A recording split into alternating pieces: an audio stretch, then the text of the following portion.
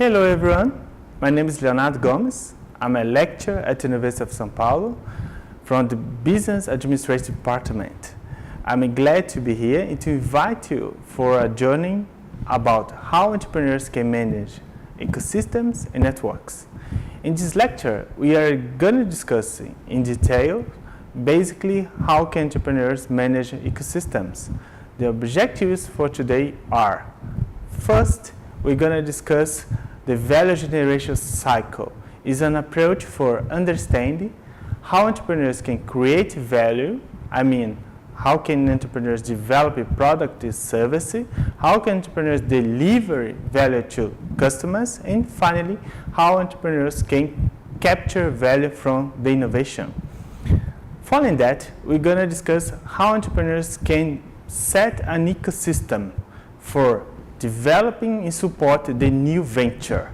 And finally, we're going to discuss some approaches related to how entrepreneurs can manage the ecosystem. But before we go further, let's review some important concepts that you have addressed in previous class. I hope can you remember the concept of entrepreneurial ecosystem and why and how this concept can support and help entrepreneurs in the process of create a new venture. Maybe the most important question for the beginning of this lecture is: why does an entrepreneur need an ecosystem approach for developing the startup? How is useful use such approach for discussions or for addressing issues such as new product development, new process development, setting the business model? And to address this question and provide a more tangible approach, let's discuss some illustrative examples. Perhaps are you familiar with the Airbnb service? It's basically Airbnb was a startup that disrupted the hospitality industry in many ways. Let me consider with you an example. Imagine we are going to Rio de Janeiro to have holidays, and you should find a good spot to enjoy the city and to have a very local experience. And then we have a problem. Basically, how can I find a proper accommodation? Then this is the value proposition related to Airbnb. Indeed, Airbnb is connecting two sides. First, the visitors who needs an accommodation, and the host who has the accommodation. And the ideas behind Airbnb is to provide a service for supporting the interaction between visitors and the hosts. Of course, to the platform to perform very well is necessary some important aspect. First one, the stability of the platform. The second one, a good portfolio of options. As well, questions related to service, cloud, and other aspects. It's important as well some aspects related to host. For instance, hosts should provide accommodation. It could be an apartment, a room, or a house, and good quality standards. And visitors should respect some rules as well. But more than that, Airbnb is not confined only to visitors and to hosts. There are a number of services around Airbnb platform. For instance, payment systems, or the cloud, or the bank service, or companies related to organize and prepare the accommodations. Startups like Airbnb is more than a single firm. Indeed, is an ecosystem operated with some actors to deliver value to clients. Can you give me some examples related or similar to Airbnb? Let's think about a second example, Uber. There are many similarities between Airbnb and Uber. Here, we also have different actors connect through a platform. First, you have the drivers, who are responsible for providing rides. And second, we have the people, customers, who needs moving from a place to other. But Airbnb and Uber is more than two sides. We know that, for instance, in Uber, services such as payment services, cloud services, among other ones. In both cases, we are not dealing only a single firm, but an ecosystem. In both examples, entrepreneurs have not created a single firm. Also, entrepreneurs set an ecosystem in order to deliver value to the customers. It means the entrepreneurs didn't have all resources required to develop and commercialize the innovation. Do you have any particular example in any transition about why entrepreneur needs an ecosystem? Here we have an example for share with you. It's about grid-connected rooftop solar system. In your company, in this case, is responsible for the sales force and to design the engineering project. But your firm is not isolated from others. Indeed, rarely a single firm has all resources required to develop and commercialize an even innovation. That's why entrepreneur needs an ecosystem to develop and to support the new venture growth. Let's think about the entrepreneurial journey of a new venture. Everything starts with an idea. It could be an opportunity related to a new technology, or it could be a new market evolution. Opportunities could be created or discovered, but everything starts with a business idea. After you create or discover a business idea, your next challenge is to transform such idea into a product or service. This is related to value creation. By value creation, I mean the process of developing a new product, a service, or technology.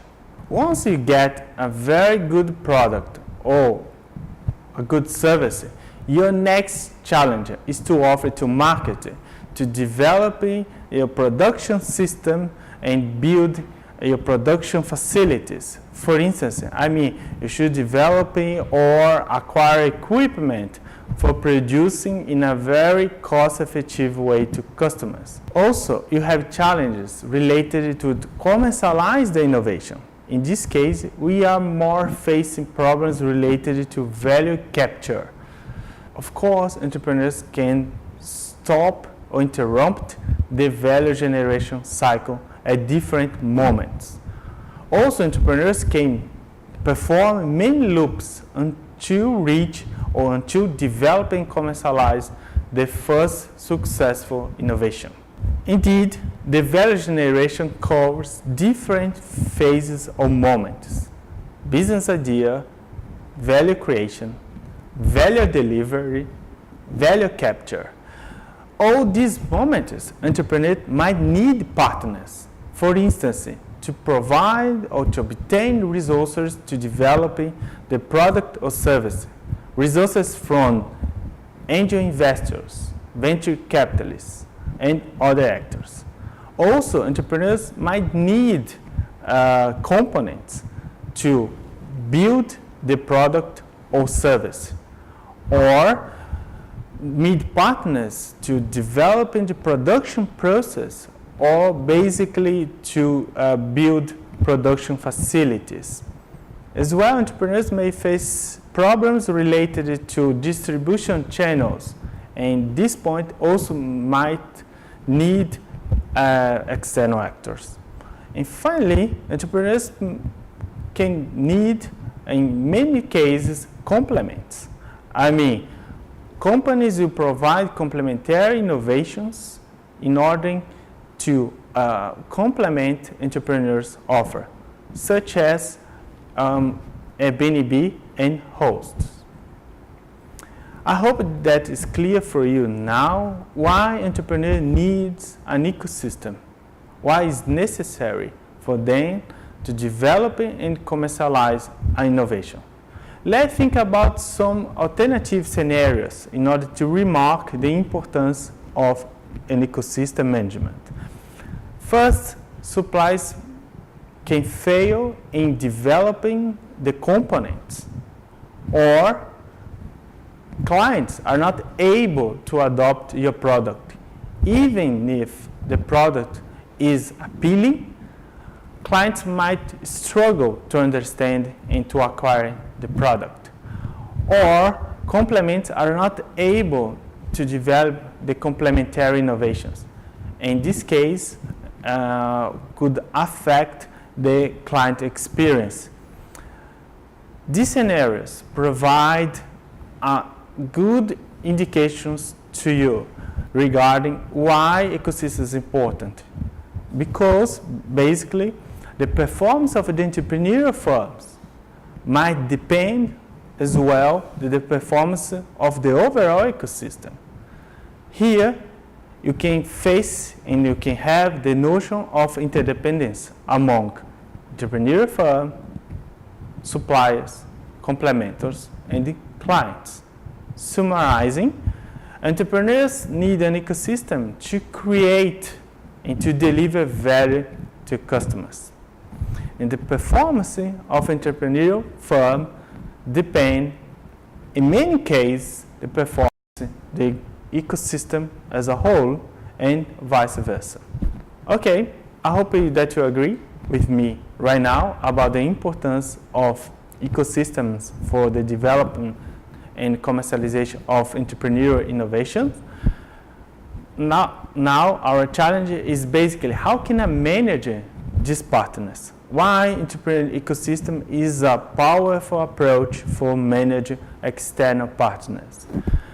In this vein, I decided to combine different approaches from different scholars that I think is useful for managing partners.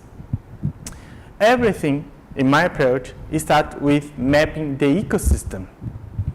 Following that, we discuss how entrepreneurs can analyze the challenges associated with components and complements. Then, we're going to discuss how can entrepreneurs overcome the bottlenecks related to components and complements.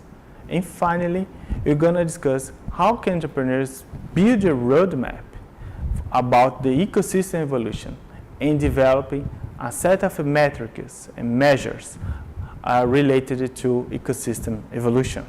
Okay, you have seen different ways of mapping ecosystems. For instance, you have seen how to structure an innovation ecosystem, how to map an entrepreneurial ecosystem. But when we are discussing or addressing how to approach an opportunity, perhaps it's more useful using a narrow approach for ecosystem mapping. I suggest in this case using Adney-Caput approach.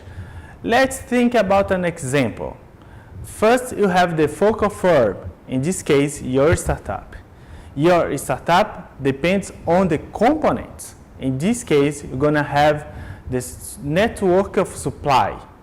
This network is responsible for providing the parts of your product or service. Could be a technology, could be a subsystem, or could be a component as a whole. Also, we need clients. Indeed, in many cases, you can have a different clients until the end customers. We call this the adoption chain. As well, we need complements. I mentioned complements many times, but I have not defined yet. What is a complement? Basically, complement is an innovation that allows your company or your client to benefit from your innovation. An example of complement: regulation, marketing infrastructure, or services related for maintenance of a car, or in case of a smartphone, is related to internet. Complements are so important, and you have to think about how to create and to manage this kind of actors as well. Mapping your ecosystem is not about supply side, it's not about client side, it's not about only complement side. You have to consider these different actors playing together in order to develop and commercialize the entrepreneur innovation. In the ecosystem for entrepreneur, we also have other important actors. Do you remember? Can you mention some actors are so important for the startup development? Now we have the first version of your ecosystem. Remember, this narrow approach is useful when you are exploiting a particular opportunity which demands components related to supply network, to think about the different clients until the end customer, and the complements which provide complementary innovations to the clients or the final customer. With this approach, we are able to move forward in our framework about how entrepreneurs can manage the ecosystem. Our next challenge is to analyze how to deal with the dependence of external actors. To do so, let's employ the Adler Capuz framework again. This framework is simple as well. Basically, you have two different axes. The first axis is the external component dependence, and the second one is the external complement dependence.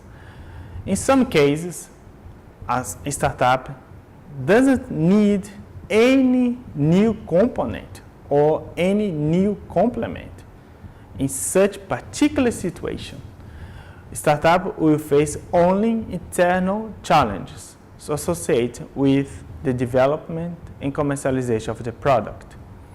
But in other scenarios, startup might need external components, but not need external complements. In this case, startup is going to face the problem of integration. By integration, I mean here is the combination of the entrepreneur innovation with external components. The following problem emerges when entrepreneurs need complements. In this case, entrepreneurs are going to face the problem of complements. As well, in some cases, often when you are developing a more radical innovation, entrepreneurs face together the problem of components and complements, the problem of integration and complements. This makes more difficult or harder the entrepreneurial activity related to manage the ecosystem. So, in some cases, entrepreneurs are going to face challenges associated integration and complements at the same time. Now we are able to start to think the next challenge associated with managing ecosystems is basically identifying the bottlenecks or barriers and how to overcome such obstacles. You can have, what is a bottleneck? Despite of my funny accent, bottlenecks is related to our problems that constrain or struggle the overall performance and growth of the ecosystem. Entrepreneurs and ecosystem can face different sorts or different types of bottlenecks. Could be related to components and could be related to complements. The overall idea of bottlenecks is that bottlenecks constrain the overall performance of the ecosystem or a part of this ecosystem. As good examples of bottlenecks, we may mention poor quality, scarcity, costs, and weak performance. Can you identify the main bottlenecks that impact the overall growth, the ecosystem in your startup? Perhaps the most difficult job to be done by entrepreneurs is about how to manage uncertainties in the ecosystem. There are some special reasons why managing ecosystems and uncertainties are difficult. First, entrepreneurs should be able to differentiate individual uncertainties and collective uncertainties. Individual uncertainties are those that affect a single firm. For instance, those that affect the entrepreneurial firm. As an example, I can mention, should I create this firm? Should I explore this opportunity? These examples are those about individual uncertainties. But in some particular cases, entrepreneurs and partners face collective uncertainties. These collective uncertainties are more difficult to manage. First, because their perceptual nature. The way a single or particular actor responds to uncertainty could be different from the entrepreneurial firm.